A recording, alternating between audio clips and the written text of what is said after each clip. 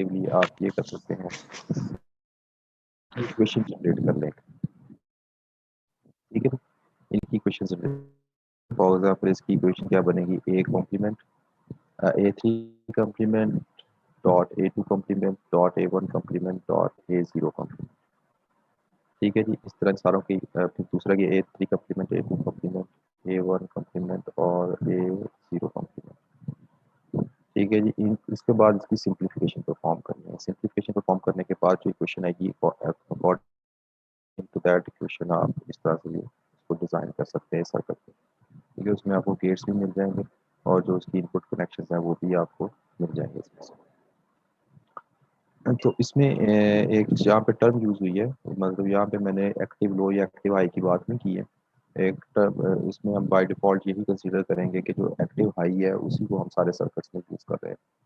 Active low या active high का मतलब होता है, पहले हम एक्टिव हाई की बात कर लेते हैं कि अगर ट्रुथ टेबल में या आउटपुट में 1 आ रहा है तो हम उस 1 को ये कंसीडर करेंगे कि ये पिन जो है ये एक्टिव है, यानी इस पिन के ऊपर कोई सिग्नल है। अगर इनपुट पे या आउटपुट दोनों में किसी पे भी अगर 1 आ रहा है तो हम ये कहेंगे कि ये पिन एक्टिव है। अगर हम सर्किट में एक्टिव लो की बात करते हैं तो एक्टिव लो का मतलब है कि जहाँ पे जिस पिन पे 0 आ रहा है, चाहे वो इनपुट है या आउटपुट है, उस पिन को हम एक्टिव तस्वर करेंगे, जहाँ पे 1 आ रहा है तो हम इनएक्टिव तस्वर करेंगे।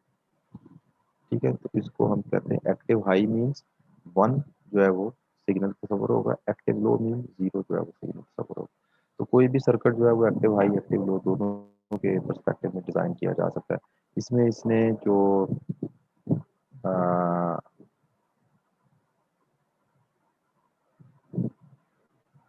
ये बता रहा है कि आउटपुट जो है वो लो होगी जब कोई हाई इनपुट नहीं होगी। ठीक है, ये इसने इसमें कंडीशन दे दी हुई है। तो यहाँ पे हमें मिल रहा है एक्टिव लो के साथ, ये सर्किट डिजाइंड है एक्टिव लो के साथ, क्योंकि इसमें आउटपुट उस वक्त लो होगी जब कोई इनपुट हाई नहीं है।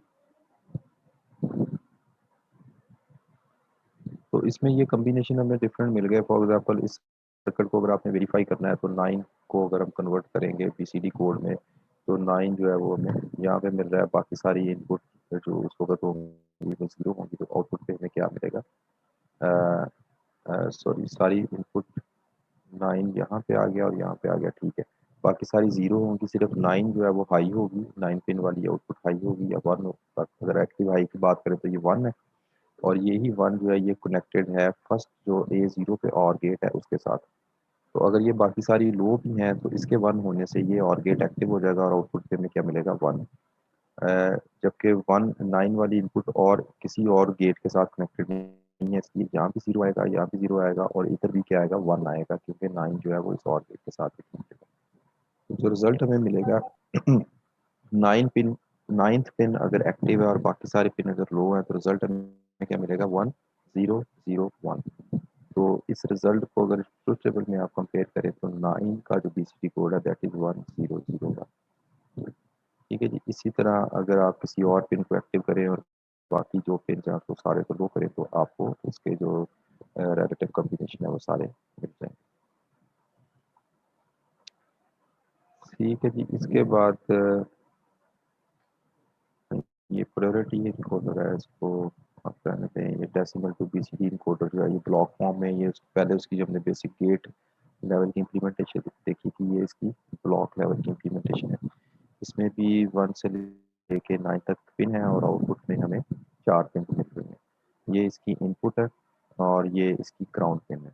इनपुट में मतलब वोल्टेज जहाँ पे हम इसको सप्लाई करेंगे ये वोल्टेज की पिन है, और ये ग्राउंड पिन है इसको जहाँ पे हमें अगर 0 वोल्टेज या ग्राउंडेड करना है सर्किट को तो उसके लिए हम यूज़ करेंगे। अगर हमने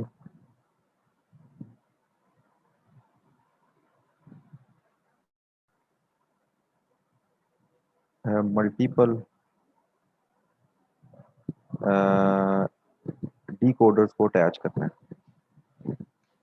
ठीक है जी। फॉर एग्जांपल हम अभी यूज़ क्या कर रहे थे कि हमारे पास इनपुट पे कितनी लाइन है, 8 लाइन है 0 से लेके 7 तक। और अगर हमारे पास ये 16 लाइन हो जाए, ठीक है, उसके अकॉर्डिंगली 8 to 4 का एक लगेगा और फिर 8 to 4 का एक और लगेगा। यानी 16 to 8 लाइन का अगर हमने कोई कोड जनरेट करना है, यानी ऐसा कोई सीक्वेंस है जिसमें इनपुट जो है वो 16 बिट की हो सकती है और जो आउटपुट है वो 4 बिट का हो सकता है। ठीक है, फॉर एग्जाम्पल हम अज्यूम कर लेते हैं कि ये कोड है, ठीक है, सैम्पल कोड है।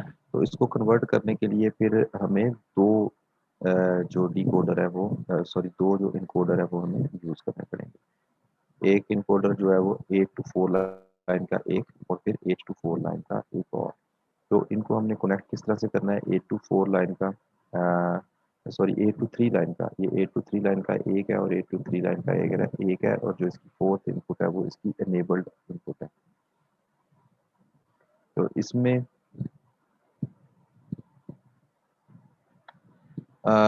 ये जो ई आई है ये इसका इनेबल्ड इनपुट हम इसको कहेंगे। इनेबल्ड इनपुट जो है ये दूसरे की इनेबल्ड आउटपुट के साथ कनेक्ट होगी, बाकी पिन एज इट है, और इसकी जो आउटपुट है वो नेगेटिव और गेट के साथ उनको हम कंबाइन करेंगे। यानी इसकी आउटपुट आएगी, इसकी आउटपुट आएगी और फिर नेगेटिव आउट और गेट के साथ इसको कंबाइन करके हम 4 बाइनरी आउटपुट ले सकते हैं। ठीक है, अगर हमने 4 नहीं लेनी, 8 लेनी, सॉरी 6 लेनी है, तो फिर 3 इसकी इनपुट और 3 इसकी जो सॉरी आउटपुट है, 3 और 3 आउटपुट दोनों उसको एज इट हम आगे कोड के तौर पे यूज़ कर सकते हैं।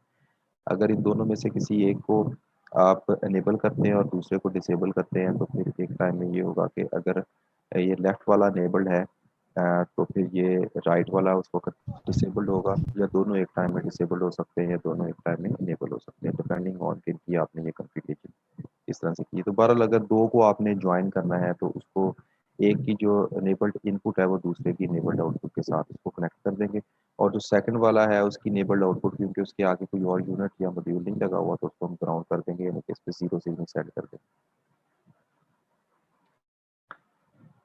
अच्छा जी, उसके बाद ये कुछ एग्जांपल्स यहाँ पे दी हुई है, तो इसमें और ज़्यादा कुछ नहीं है, ये बस ये वाला जो सर्किट है ये आप तो इसमें ज़रा इम्पोर्टेंट है कि ये किस तरह से कन्वर्जन हो रही है। और अगर आपको ये था डेसिमल टू बीसीडी, अगर डेसिमल टू बाइनरी कन्वर्जन करनी है तो उसके लिए फिर आपको उसी तरह से ट्रुथ टेबल जो है वो उसका डिज़ाइन करना पड़ेगा। तो उसके बाद इक्वेशन फाइंड करके देन आप उसका एक्सेल का डिज़ाइन कर सकते हैं। अच्छा, नेक्स्ट जो सर्किट है दैट इज़ मल्टीप्लेक्सर। मल्टीप्लेक्सर जो है इसको हम डेटा सिलेक्टर भी कहते हैं।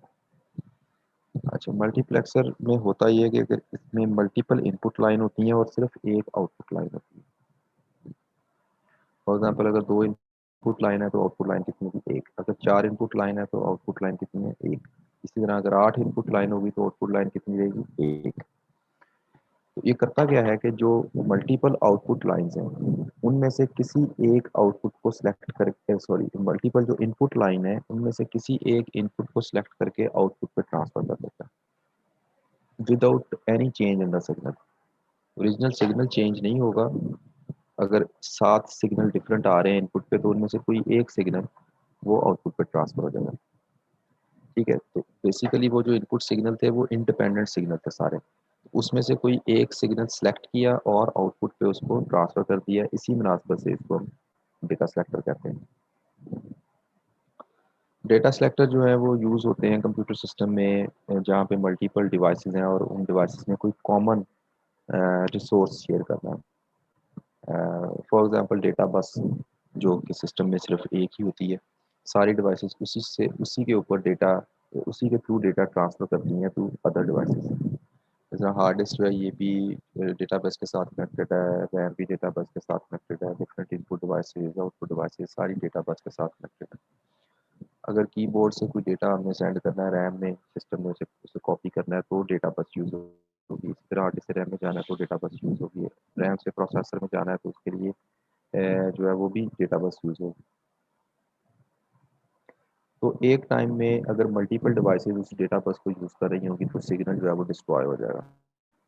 ठीक है, तो अगर हार्ड डिस्क ने कुछ सिग्नल सेंड किया है और साथ ही रैम में से कुछ सिग्नल जो है वो भी डेटा बस पे आ गया तो सिग्नल डिस्ट्रॉय हो जाएगा। इसलिए किसी एक वक्त में सिर्फ एक डिवाइस ही डेटा बस पे अपना सिग्नल राइट कर सकती है। तो अब मल्टीपल डिवाइसेस हैं जिसको हम कहते हैं कि इनपुट, हम अज्यूम कर लेते हैं हार्ड डिस्क भी एज ए इनपुट, रैम भी एज ए इनपुट, कीबोर्ड भी एज ए इनपुट और मॉनिटर भी एज ए इनपुट। अब इन चारों में से कौन सी डिवाइस डेटा बस को यूज़ करेगी, ये डिपेंड करेगा कि हमने सिलेक्शन का कोड कौन सा दिया। मतलब अब कोड हमें इसमें यहाँ पे सिलेक्शन की ज़रूरत है, क्योंकि चारों इनपुट सिग्नल अवेलेबल है, उनमें से कौन सा आउटपुट पे ट्रांसफर होगा, it depends on selection input. Selection pin जो है यहाँ पे इनपुट हम प्रोवाइड करते हैं 0 1 की फॉर्म में, डिफरेंट कॉम्बिनेशन होते हैं। ये डिपेंड करता है कि सिलेक्शन जो है वो कितनी कितनी उसकी पिन है सिलेक्शन की। अगर हम ये ज्यूम करें कि दो इनपुट हैं और एक आउटपुट है, तो इसके लिए हमें दोनों में से किसी एक इनपुट को एक टाइम में सिलेक्ट करना है। तो उसके लिए जो सिलेक्शन पिन है उनकी कितनी तादाद होनी चाहिए, एक। क्योंकि उसके ऊपर अगर हम जीरो देंगे, जीरो का मतलब है कि पहली जो इनपुट है वो सिलेक्ट होगी, और वन का मतलब है दूसरी सिलेक्ट होगी। ठीक है, एक बिट के साथ हम दो डिवाइसेस को एड्रेस कर सकते हैं। इसी तरह अगर नंबर ऑफ इनपुट तीन हो गई, तो तीन के लिए अब सिलेक्शन की इनपुट जो हमें चाहिए, यानी कि सिलेक्टर लाइंस जो है वो हमें दो रिक्वायर्ड है, क्योंकि अब एक को यूज़ करके हम तीन को एड्रेस नहीं कर सकते। उसके लिए हमें कम से कम दो लाइन्स रिक्वायर्ड है। इसी तरह चार हैं तो उसके लिए भी दो लाइन्स रिक्वायर्ड है, पाँच हो गई तो तीन लाइन्स रिक्वायर्ड है, अप टू 8 तीन लाइन्स रिक्वायर्ड है। ठीक है, इसी तरह अगर इनपुट जो है वो 9 हो गई तो हमें 4 लाइन्स रिक्वायर्ड है सिलेक्शन के लिए। तो मल्टीप्लेक्सर में ये अगर आप ब्लॉक डायग्राम देखें तो मल्टीप्लेक्सर में इनपुट लाइंस के साथ साथ होती हैं। ठीक है, ये सिलेक्शन लाइन यूज होती है डेटा को सिलेक्ट करने के लिए, यानी इनपुट को सिलेक्ट करने के लिए।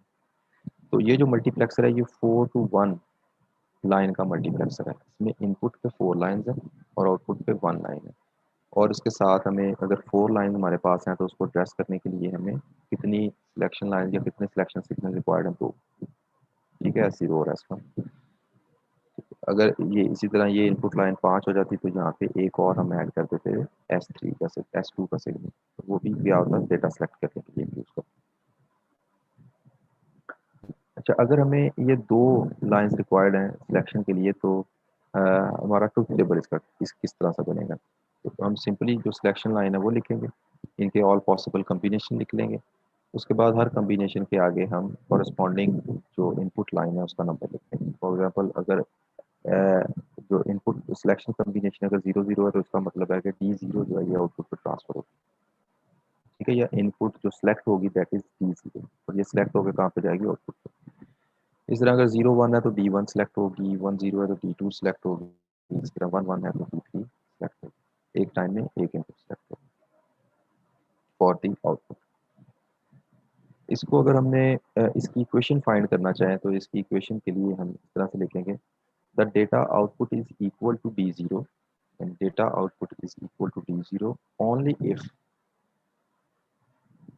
S1 is 0, ठीक है, S1 is 0 and S0 is 0।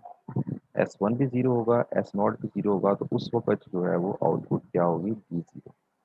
इसकी अगर इक्वेशन हम बनाना चाहें तो D0 का अगर हम एंड करें S कॉम्प्लीमेंट S1 कॉम्प्लीमेंट और S0 कॉम्प्लीमेंट के साथ, तो हमें रिजल्ट क्या मिलेगा, D0। ठीक है जी। फॉर एग्जांपल ये 0 0 है ना, तो इसका कॉम्प्लीमेंट लेंगे तो ये 1 1 हो जाएगा। 1 1 जो है वो D1 के साथ अगर उसका ऐड करेंगे तो जो भी D0 के साथ ऐड करेंगे तो D0 की जो भी वैल्यू है वो Y की वैल्यू हो जाएगी। इसी तरह हमने दूसरा लिखना नेक्स्ट आउटपुट के the data output is equal to D1 only if S1 is 0 and S0 is 1। अब इसकी अगर इक्वेशन हम फाइंड करें तो y is equal to D1 dot S1 complement dot S0। ठीक है, dot S1 complement dot S and so on. ये हमने इसकी इक्वेशन इंडिविजुअल आउटपुट की इक्वेशन हमने फाइंड कर ली। ठीक है, D0 के केस में इक्वेशन ये है, D1 के केस में ये है, D2 के केस में ये है और D3 के केस में ये है। अगर हम ओवरऑल इस पूरे सर्किट की इक्वेशन फाइंड करना चाहें तो फिर हमें क्या करना पड़ेगा कि इन सब को ऐड करना पड़ेगा या इन सब के ऊपर और ऑपरेशन परफॉर्म करना पड़ेगा। ठीक है जी, अगर हम और ऑपरेशन परफॉर्म करते हैं तो y is equal to this equation plus this equation plus this equation plus this equation, तो ये हमें ओवरऑल एक इक्वेशन देगा। अब इस इक्वेशन की बेस पे हम इसका जो गेट लेवल सर्किट है वो डिज़ाइन कर सकते हैं। इसमें हमें रिक्वायर्ड क्या है, इस पूरी इक्वेशन में अगर देखें तो D0, D1, D2, D3 ये इनपुट है, ठीक है। इनमें सिंपली इनपुट आ रही हैं, चाहे वो 0 है या 1 है, कम्प्लीमेंट कहीं नहीं आ रहा है। जबकि S1 और S0 ये दोनों इस पूरी इक्वेशन में आप देखें कम्प्लीमेंट के साथ भी आ रहे हैं और कम्प्लीमेंट के बगैर भी आ रहे हैं। जिस तरह S0 यहाँ पे कम्प्लीमेंट के साथ है, यहाँ पे कम्प्लीमेंट के बगैर है। इस तरह S1 इधर कम्प्लीमेंट है और इधर अनकम्प्लीमेंटेड है। तो इसलिए हमें जो S1 और S0 और S1 भी रिक्वायर्ड है, लेकिन कम्प्लीमेंट फॉर्म में भी और अनकम्प्लीमेंटेड फॉर्म में भी, ठीक है। तो एक तो हमें ये रिक्वायर्ड है 2 पिन, और उसके बाद जो इनपुट है वो रिक्वायर्ड है। तो इसकी बेस पे हम सर्किट कैसे डिज़ाइन करेंगे। क्या S0 और S1 लिया, इसका जो एक हमने सिग्नल दिया ये विदाउट कम्प्लीमेंट और दूसरा और नॉट गेट लगा के विद कम्प्लीमेंट, ठीक है। इसके 2 सिग्नल बन गए। इसी तरह S1 के 2 सिग्नल जनरेट करने हैं, तो एक कम्प्लीमेंट के साथ और दूसरा विदाउट। फिर इसकी 4 इनपुट एज इट आ जाए। अब फर्स्ट वाला अगर टर्म देखें तो इसमें D0 dot S1 complement dot S0 complement, यानी एंड हम अप्लाई कर रहे हैं ऑपरेशन इन तीनों के ऊपर। तो फर्स्ट एंड गेट लेंगे, इसकी जो फर्स्ट इनपुट है दैट इज D0, इसकी जो सेकंड इनपुट है दैट इज S1 कॉम्प्लीमेंट, और इसकी थर्ड इनपुट है S0 कॉम्प्लीमेंट, ठीक है। तो ये फर्स्ट एंड गेट का हमें सर्किट कंप्लीट कर लिया। इसी तरह सेकंड का करेंगे, थर्ड का, फोर्थ का, और फिर इन सारों के ऊपर और गेट अप्लाई कर देंगे तो आउटपुट पे हमें एक सिंगल हमें आउटपुट मिल जाएगा। और आउटपुट पे हमें कौन सा सिग्नल मिलेगा, जो कि इन सिलेक्शन लाइंस के अकॉर्डिंगली जो स्पेसिफिक सिग्नल सिलेक्ट होना है वो हमें आउटपुट में मिल जाएगा। तो ये 4 टू 1 लाइन का मल्टीप्लेक्सर है। अगर आपको 8 टू 1 लाइन का मल्टीप्लेक्सर डिज़ाइन करने को कहा जाएगा तो फिर आप उसका पहले ट्रुथ टेबल बनाएंगे इसी तरह से। 8 लाइन्स को सिलेक्ट करने के लिए आपको पता है कि 3 हमें सिलेक्शन लाइन रिक्वायर्ड है। उन तीनों का एक ट्रुथ टेबल बनेगा, इसका इनपुट लिखेंगे, फिर उन इंडिविजुअल इक्वेशन उसकी फाइंड करेंगे, फिर सबको मिला के एक फाइनल इक्वेशन बनाएंगे, और फिर देन इस इक्वेशन की बेस पे आगे का सर्किट डिजाइन किया जाता है। ये इसकी जो टाइमिंग डायग्राम है, ठीक है, यह सीक्वेंस डायग्राम है। इसमें ये हमें पहले से D0, D1, D2, D3, S0 और S1 ये इनपुट सिग्नल या सीक्वेंस हमें पहले से प्रोवाइड किया जाएगा। इसका हमने आउटपुट सीक्वेंस जो है वो फाइंड करना है। तो हमें पता है कि अगर 0 0 है, S1 भी 0 है और S0 भी 0 है, तो इनपुट क्या होगी D0। तो D0 का जो सिग्नल है वो हम यहाँ पे एज इट लिखते हैं। अगर S0 1 है और S1 जो है वो 0 है, तो जो इनपुट सेलेक्ट होगी दैट इज D1। तो D1 का सिग्नल जो है वो एज इट आउटपुट पे आ जाएगा, एंड सो ऑन। इस तरह से आप इसकी जो सीक्वेंस डायग्राम है वो कंप्लीट कर सकते हैं। अगर आप के पास नंबर ऑफ इनपुट ज़्यादा है, यानी नंबर ऑफ डिवाइसेस ज़्यादा होगी या नंबर ऑफ इनपुट ज़्यादा होगी जो कि 8 से भी ज़्यादा है, तो फिर हम क्या करेंगे कि फिर हम 8 टू 1 लाइन के 2 मल्टीप्लेक्सर्स को चूज करेंगे। यानी ये भी 8 टू 1 लाइन का और ये भी 8 टू 1 लाइन का, 2 इसके मल्टीप्लेक्सर आ गए, इनको हम पैरेलल में कनेक्ट करते हैं। अब इनको कनेक्ट कैसे करना है, सबसे पहले हम सिलेक्शन की बात करते हैं। S0, S1, S2 ये 3 सिलेक्शन पिन है। ये तीनों सिलेक्शन पिन फर्स्ट मल्टीप्लेक्सर के साथ भी अटैच है और एज इट सेकंड मल्टीप्लेक्सर की सिलेक्शन पिन के साथ भी अटैच है, ठीक है। उसके बाद D0 से लेकर D7 तक इनपुट फर्स्ट मल्टीप्लेक्सर के पास आ गई, और D8 से लेकर D15 तक सेकंड मल्टीप्लेक्सर के पास आ गई। उसके बाद एक और सिग्नल है दैट इज S3। S3 आप देखें कि एक अनेबल्ड की पिन है मल्टीप्लेक्सर 1 में, और एक अनेबल्ड की पिन है मल्टीप्लेक्सर 2 में। तो ये पिन जो है ये इसके साथ भी फर्स्ट मल्टीप्लेक्सर के साथ भी कनेक्टेड है, और विद कॉम्प्लीमेंट दूसरे के साथ भी कनेक्टेड है। अच्छा, कॉम्प्लीमेंट क्यों, अगर तो पहली 8 में से कोई एक इनपुट सेलेक्ट करनी है तो दूसरे को इनेबल रखने की जरूरत नहीं है, यानी इसकी हमें जरूरत नहीं है। अगर D8 से लेकर D15 तक की कुछ सिलेक्शन हमने परफॉर्म करनी है तो फिर हमें इसकी जरूरत नहीं है। तो इट्स मीन कि अगर सिलेक्शन D0 से लेकर D7 तक है तो ये वाला जो है ये डिसेबल्ड रहेगा। मतलब यहाँ पे अगर S1 पे हम 1 दें, 1 का मतलब इनेबल, तो फर्स्ट मल्टीप्लेक्सर जो है ये इनेबल हो गया, और सेकंड जो है वो क्योंकि कम्प्लीमेंट के साथ है तो यहाँ पे 0 हो जाएगा, तो ये डिसेबल्ड हो जाएगा, ठीक है। तो इसका ओवरऑल कोई इफेक्ट नहीं आएगा।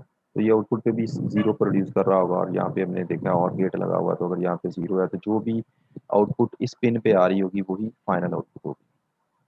अगर हम यहाँ पे 0 सप्लाई करते हैं तो 0 इसको डिसेबल कर देगा, और ये 0 आगे कॉम्प्लीमेंट की वजह से 1 में कन्वर्ट हो जाएगा, तो ये इनेबल हो जाएगा।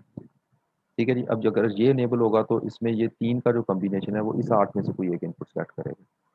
ठीक है, अगर ये डिसेबल्ड है तो ये 3 का कॉम्बिनेशन इन 8 में से कोई एक पिन सेलेक्ट करेगा। तो फाइनली इन दोनों आउटपुट को, इंटरमीडिएट आउटपुट को जो हम इसको कनेक्ट करेंगे जो कि कॉम्प्लीमेंट फॉर्म में होगी। ठीक है, तो इसको हम नेगेटिव और गेट के थ्रू फाइनल आउटपुट में कन्वर्ट कर सकते हैं। उसके बाद ये एक ट्रुथ टेबल है जो कि गिवन है। इस ट्रुथ टेबल को देखते हुए आपने लॉजिक सर्किट डिजाइन करना है। अच्छा जी, इस इनपुट ट्रुथ टेबल को हम थोड़ा डिस्कस कर लेते हैं। इसमें नंबर ऑफ इनपुट 3 है, तो 3 के 8 डिफरेंट कॉम्बिनेशन बन सकते हैं। ये इनपुट जो है ये एज ए सिलेक्शन पिन भी यूज होगी। ठीक है, ये इनपुट तीनों 3 जो है ये बेसिकली 8 को ट्रेस कर सकती हैं, तो हम यहाँ पे ये जूम करते हैं कि ये सिलेक्शन पिन है और ये हमें आउटपुट भी ऑलरेडी गिवन है। तो इस आउटपुट में कहीं पे 0 है और कहीं पे हमें 1 नज़र आ रहा है। तो जहाँ जहाँ पे 0 है उसको हम इग्नोर कर देंगे। ठीक है, ये इसकी 8 पिन है, तो इसकी जो फर्स्ट पिन थी 0th पिन, वहाँ पे भी वैल्यू 0 है। उसके बाद सेकंड पे वैल्यू 0 है, फोर्थ पे वैल्यू 0 है और सेवन्थ पे वैल्यू 0 है। तो इसलिए 0, सेकंड, फोर्थ और सेवन्थ, इन सारों को हम आपस में कंबाइन करेंगे और इनको ग्राउंड कर देंगे। ग्राउंड का मतलब है कि यहाँ पे 0 सिग्नल जाएगा हर वक्त। जिधर जिधर 1 आ रहा है वो 1 हम डायरेक्टली इनपुट या वोल्टेज के साथ उसको उन पिन्स को कनेक्ट कर देंगे। तो ये हमारा एक ब्लॉक डायग्राम इसकी कंप्लीट हो जाएगी। इसके इनेबल्ड भी ग्राउंड कर दिया क्योंकि इनेबल्ड को हमने यूज़ ही नहीं करना। जब एक ही मल्टीप्लेक्सर है तो उसको इनेबल डिसेबल करने की जरूरत नहीं है, इसको उसके लिए भी ग्राउंड कर दिया। तो जिस पिन को हमने यूज़ नहीं करना होता उसको हम ग्राउंड कर देते हैं। इसकी आउटपुट जो हमें मिलेगी दैट इज़ वाई। अब वाई की इक्वेशन अगर आपने फाइंड करनी है तो इसकी सिंपल है जी। जहाँ जहाँ पे ट्रुथ टेबल में 0 आ रहा है वो कम्प्लीमेंट फॉर्म में आ जाएगा। वेरिएबल जिधर 0 नहीं है 1 है वहाँ पे अनकम्प्लीमेंट फॉर्म में आ जाएगा। तो हम देखें पहली जो आउटपुट है दैट इज़ 1। तो इसकी जो कॉरस्पॉन्डिंग सिलेक्शन वैल्यू अगर देखें तो that is A2 complement, A1 complement और A0। ये पे A2 कॉम्प्लीमेंट, A1 कॉम्प्लीमेंट और A0 ये इस तरह से आ गया। फिर ऐड कर देंगे प्लस और गेट इसका अप्लाई कर देंगे दूसरी हाई आउटपुट के साथ, तीसरी और चौथी, और फाइनली हमें ये इक्वेशन देते हैं। अब इस इक्वेशन की बेस पे हम जो गेट लेवल का सर्किट है वो हम डिज़ाइन कर सकते हैं। अच्छा, उसके बाद ये एक ट्रुथ टेबल आपको दिया गया जिसको आपने देखते हुए, ये है जी 4 इसमें सिलेक्शन पिन है और इसमें 16 टोटल जो है वो इनपुट है। तो इन 4 की बेस पे इन 16 में से आपने कोई पिन सेलेक्ट करनी है। इसमें आपको आउटपुट भी गिवन है, तो कुछ जो आउटपुट है वो 0 के साथ है, कुछ 1 के साथ है। तो आप 1 वाली का जो है वो इक्वेशन फाइंड करेंगे और फिर उस इक्वेशन को अगर सिंप्लीफाई करना चाहें तो सिंप्लीफिकेशन को फॉर्म करके तो फिर आप उसका लॉजिक सर्किट डिजाइन कर सकते हैं।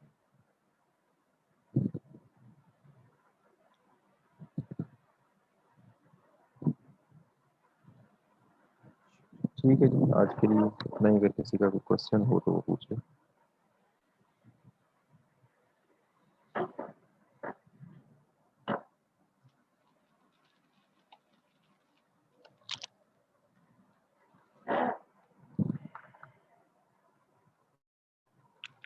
जी महमूद,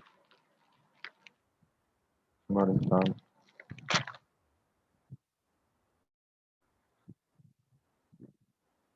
कर लिया आपने वो? बस बहुत अच्छी बात है। वो सबमिट नहीं करनी थी, बस वैसे ही करनी थी आपने।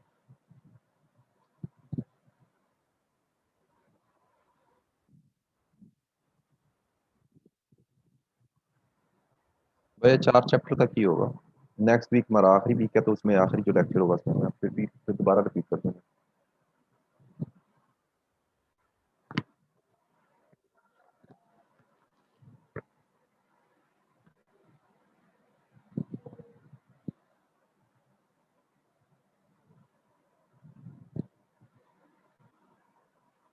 चलें ठीक है जी, आज के लिए इतने, थैंक यू।